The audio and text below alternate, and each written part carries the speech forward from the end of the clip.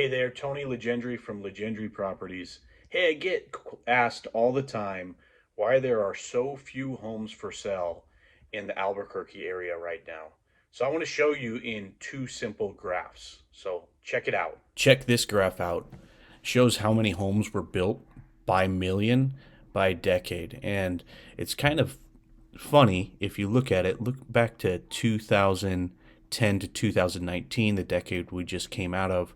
Only 6.9 million homes were built in that entire decade. You can see the previous decades, 14.56 million between 2000 and 2009. Well, what happened here where it dropped off incredibly? The 6.9 million, you have to go all the way back to the 1940s to 1950s to find a decade of so few homes being built. Well, what happened is 2000 to 2009, the mortgage crisis, all these builders got in and were really riding the wave up of values and started to build too many houses. They were building thousands of homes before even having a home buyer to buy it. And then April of 2008 hits, and they have all of this inventory, and nobody can purchase a home because of the mortgage crisis. And a lot of these companies went bankrupt, causing a lot of these builders to be a little hesitant to build too many homes before they had home buyers to purchase them. So hesitant that the new home builds dropped almost in half, actually more than half, and became a 50-year low in home builds. Now, check this out. It even got worse in 2020 when the pandemic hit. And really, what hit here was the supply chain issues, to where building costs just went through the roof, and then interest rates went up on construction loans.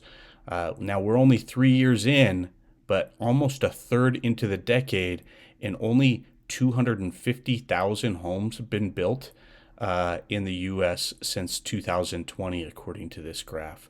So we'll be way behind here, too, and nothing is fixing the inventory problem. Now, you can see how this directly affected the number of homes for sale here in the Albuquerque area. Here's 2008. All those home builders had all that inventory from that decade of just hot prices, and they were just getting way ahead of themselves on how many homes they were building and how much they were holding as unsold inventory.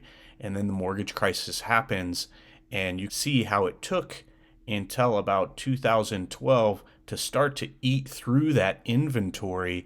2011 here, it starts to go down. So 2008, about September, August 2008 to April of 2011, you can see all of those homes that were built by these home builders just created such a vast amount of inventory. It took almost 2 years to get through that inventory before we really started to see a decline in the number of homes for sale over the next decade, all the way till today.